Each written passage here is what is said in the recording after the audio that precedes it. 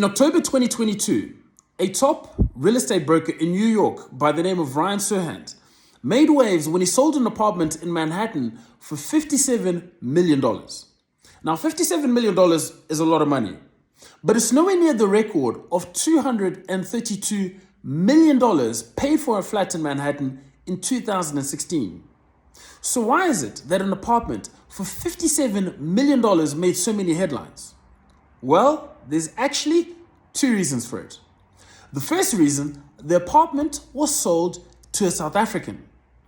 And the second reason, the apartment was sold to a South African via FaceTime. Now, the commission on this deal was a little under 3 million US dollars. And when you convert it into rands, the commission was a little over 50 million rand. Now, my friend and I were chatting about this, and we were discussing why is it that certain professions in real estate, in insurance, or commodity brokers have got such a contrast between huge success and failure? Why is it that individuals such as Serhant are consistently able to close deals for over $50 million, whereas some people can go their entire careers and never see a deal like this? Is it luck? Is it privilege? Is it witchcraft? Or is there a formula, a template, a platform that anyone who's willing to learn can follow, that can also put them into that bracket where they can have the X factor? And they can also become the new Ryan who's consistently able to close these deals for $50 million plus, if not more. And the answer is a resounding yes. Now, there's a lot of advice out there in terms of what you should do to become successful in these careers. And you've probably heard such things like, it's a numbers game. You need to knock on the biggest doors, or you've got to be able to network. And none of these things are necessarily wrong. In fact, it's actually very good advice. In many ways, in the beginning, it is a numbers game. You do need to network. You do need to be able to knock on the biggest doors, because obviously if you're seeing a wealthy individual, there's a better chance that you can get great amount of commissions. So this is not terrible advice. But rather than focusing on the conventional wisdom or the conventional advice, we were actually going a little bit deeper and saying, what are the kind of things, what is the one thing or the two things that if you didn't do, you can almost guarantee that you're never going to be able to put yourself in a position where you can become a high ticket closer? And in the end, we made a small adjustment, because rather than us coming out and saying it's a numbers game, right? It isn't necessarily a numbers game. And there's 2 points wrapped up into one of this. It isn't necessarily a numbers game. It's a relationship game. Okay? Let me give you an example. Let's go back to being a real estate agent. Let's say your first deal that you're ever closing is a couple of newlyweds, right? And they're looking at buying a small 2 or 3 bedroom house as their first property together as a married couple, right? Now, the chances are that over time, this family or this young couple, their needs are going to change over time, right? The families are going to grow. Potentially, they're going to get some promotions within their company. They're going to get wealthier. They're going to come into an inheritance from their parents. And every single time their circumstances change, right? Who's the person that they're going to call? You. Or who's the person they should call? As long as you've done a good job, they should be calling you. The second part about it, if you've done a great job, if you've blown their socks off, if you've given them the house that they're looking for, you dealt with the paperwork like an expert, you got them a great deal on their, on their mortgage, you kept them up to date every step of the way, you answered your calls, you returned emails, you did all of that. You were just an absolute delight to work with. There's also a very good chance that they're not going to come back to you when they're ready to buy the new place.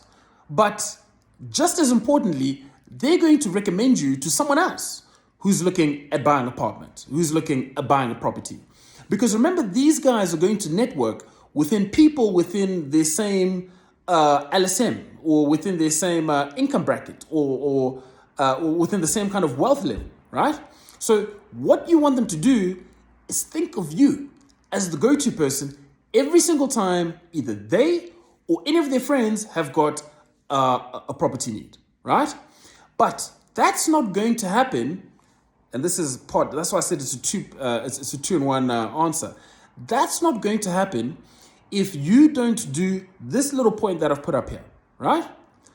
I get more personal joy and personal financial success when I stop worrying about getting what I want and I start helping the customer get what they want.